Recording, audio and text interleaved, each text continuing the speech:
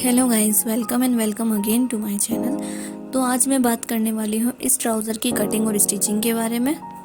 तो इस वीडियो की कटिंग और स्टिचिंग देखने के बाद आप किसी भी साइज़ की ट्राउज़र इजीली बना पाओगे, जैसे मैंने ये ट्राउज़र बनाई है। और इस ट्राउज़र की फिटिंग मेरी एक्सपेक्टेशन से कई ज़्यादा अच्छी थी और इस ट्राउज़र की टोटल कॉस्ट मुझे पड़ी ओनली 210 रुपीज़। तो सबसे पहले मैंने लिया है 2 मीटर गैलेक्सी कॉटन फैब्रिक, जो कि मुझे पड़ा था 200 रुपीज़ का। सबसे पहले हमने कपड़े को खोल लेना है। तो मैंने इसको डबल फोल्ड कर रहा है, ये देख सकते हो आप। तो सबसे पहले हमने डबल फोल्ड करना है और हमने सबसे पहले हमारी लेंथ निकाल ली है। तो ऊपर से मैं 2 इंच का निशान लगाऊंगी इलास्टिक के लिए और उसको स्केल से सीधा कर लूँगी। उसके बाद मैं जितनी भी मेरी ट्राउज़र की लेंथ होगी वो लूँगी। तो यहाँ पे मुझे ट्राउज़र की रेडी लेंथ लगनी थी 36, तो मैंने एक निशान 36 पे लगा दिया और फिर मैं इस मार्क को सीधा कर रही हूँ। इसके बाद हमने हाफ इंच एक्स्ट्रा लेना है सिलाई के लिए और इस पर भी एक स्ट्रेट लाइन बना लेनी है। तो हमने जो नीचे वाली लाइन थी उस पर से फैब्रिक को कट कर लेना है। तो यहाँ पे मैंने फैब्रिक को काट लिया है और बचा हुआ फैब्रिक साइड पे रख दिया। तो हमने यहाँ पे जो भी हिप की मेज़रमेंट होती है उसको 3 से डिवाइड करना होता है। यहाँ पे क्लाइंट की मेज़रमेंट थी 33, हमने उसे 3 से डिवाइड करके 11 इंच पे मार्क कर दिया। उसके बाद हमने आसन का निशान लगाया था 12 इंच पे और उसके बाद हमने 2 इंच एक्स्ट्रा लिया था और 2 इंच पे एक्स्ट्रा निशान लगाया था। उसके बाद हमने इसे गोलाई में मार्क कर लिया था। अब हमने इंची टेप को इस तरीके से करना है और उसको फोल्ड कर लेना है और जो भी बीच का निशान होगा हमने वो लगा लेना है। तो ये हमारे सेंटर की मार्किंग हो गई। अब हमने इस सेंटर के ऊपर स्केल रखनी है और नीचे एक सेंटर पे निशान लगा देना है और हमारा जो भी मोरी का साइज होगा हमने उस पे इंची टेप को मोड़ लेना है इस तरीके से। जैसे हमारा मोरी का साइज था 6, हमने इस तरीके से मोड़ लिया और फिर इंची टेप का जो सेंटर होगा उसको इस लाइन के ऊपर रखना है। तो इसके बाद हमने इंची टेप को खोल लेना है। तो इस तरीके से मोरी की मार्किंग बिल्कुल सेंटर में हो जाएगी। 3 इंची लाइन के एक तरफ जाएगा और 3 इंची लाइन के दूसरी तरफ आएगा। उसके बाद आधा आधा इंच हमने मार्जिन के लिए निशान लगा लिया। अब उसके बाद 3-3 इंच का स्ट्रेट मार्किंग करनी है। अब हमने स्केल लेनी है और इसको आसान से मिला देना है। अब आधा इंची अंदर की तरफ निशान लगाना है और इसको शेप दे देना है। यहाँ मैंने इसको शेप दे दिया गोलाई में। अब दूसरी तरफ भी हमने दूसरी जो लाइन थी उसको इस तरीके से स्केल को रखना है और स्ट्रेट एक लाइन बना देनी है। तो ये हो गई हमारी फ्रंट पार्ट की मार्किंग। अब हमने इसे मार्क के ऊपर से कट कर लेना है। तो यहाँ हमारी फ्रंट पार्ट की कटिंग हो गई। अब हमें एक्स्ट्रा कपड़ा हटा देना और इसके ऊपर दोनों तरफ निशान लगा लेना है। यहाँ पे मैंने इसके ऊपर फ्रंट लिख दिया। अब हमने बैक पार्ट की मार्किंग करनी है। उसके लिए हमने बचा हुआ कपड़ा लेना है, उसके ऊपर फ्रंट पार्ट को इस तरीके से रखना है। बचे हुए कपड़े में हमें ऊपर की तरफ थोड़ा गैप छोड़ना है। ऊपर की तरफ मैंने 1.5 इंच का निशान लगाया और एक स्ट्रेट लाइन खींच दी। अब मैंने फ्रंट पार्ट को इस तरीके से रखना है। अब हमने आसान पे सीधा निशान लगा देना है और एक मोरी की तरफ सीधा निशान लगा देना है। अब हमने 2 इंची एक्स्ट्रा लेना है इसको। ऊपर से भी हमने 2 इंची का ही मार्क लगाना है और एक स्ट्रेट लाइन बना लेनी है और इसको आसान की शेप दे देनी है। अब दूसरी तरफ हमने फ्रंट पार्ट के बराबर बराबर निशान लगा लेना है और मोरी में भी हमने 2 इंची का एक्स्ट्रा निशान लगाना है और इसको आसान से मिला देना है। अब इसको भी हमें गोलाई में शेप कर लेना है।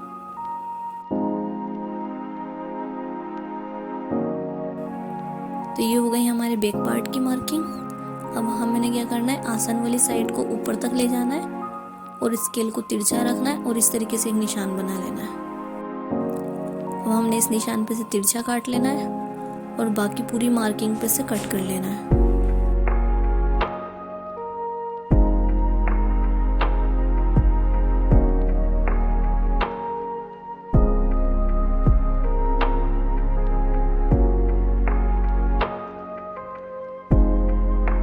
तो इसके बाद हमने करनी है आसान की स्टिचिंग और इसी तरीके से हमने फ्रंट पार्ट लेना है, उसके भी आसान को स्टिच कर लेना है।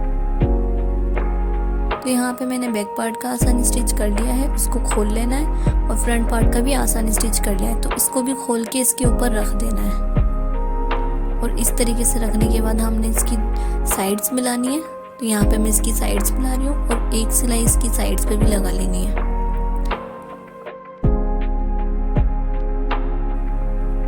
और फिर दूसरी तरफ की साइड लेनी है, उसको भी मिलानी है और उस पर भी स्टिचिंग लगा लेनी है। तो यहाँ पे मैंने दोनों साइड स्टिच कर ली है। इसके बाद हमने लगाना है इसमें इलास्टिक। यहाँ पे मैंने ये इलास्टिक लिया था 25 इंच का। उसके बाद मैंने इसके दोनों किनारे मिला के और इसके ऊपर सिलाई लगा ली थी।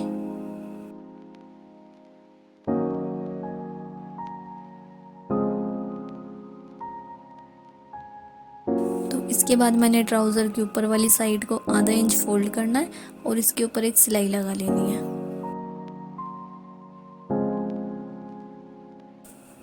और उसके बाद हमने क्या करना है, इलास्टिक को रखना है और इसको फोल्ड कर लेना है। इलास्टिक को हमने बीच में रखना है और इसकी किनार के ऊपर एक सिलाई लगानी है।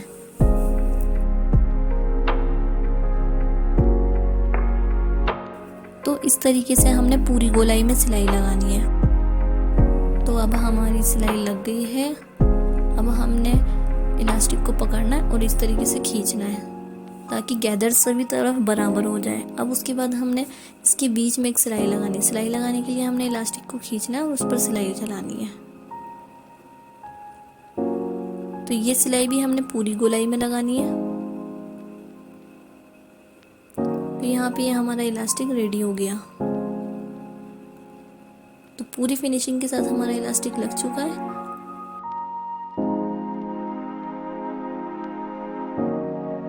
तो अब हम बनाएंगे मोरी, जिसके लिए हमने अलग से एक स्ट्रिप ली है 4.5 इंच चौड़ी।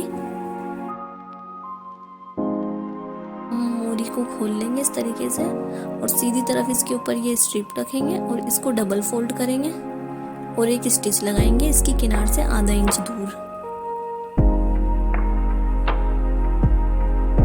तो यहाँ पे हमने सिलाई लगा ली है।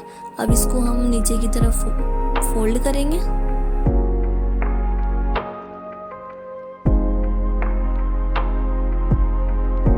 और इसके ऊपर एक स्टिच और लगा लेंगे। तो यहाँ पे मोरी रेडी हो चुकी है। अब हमने आधा इंच कपड़ा छोड़ के और सिलाई लगा लेनी है इस तरीके से दोनों तरफ। तो यहाँ पे हमने सिलाई लगा ली है, आप देख सकते हो। और ये इस ट्राउजर की फाइनल लुक है और इसकी फिटिंग इतनी परफेक्ट थी, इसके अंदर कोई रिंकल्स या लाइंस नहीं पड़ रही थी। तो इस ट्राउज़र की कटिंग और स्टिचिंग को लेके अगर आपके मन में कोई भी सवाल है तो आप लोग मुझसे कमेंट करके पूछ सकते हो। मैं कोशिश करूँगी सभी की कमेंट्स का जवाब देने का। एंड ऐसी और वीडियोस देखने के लिए मेरे इंस्टाग्राम और यूट्यूब चैनल को सब्सक्राइब करें। Thank you for watching my videos.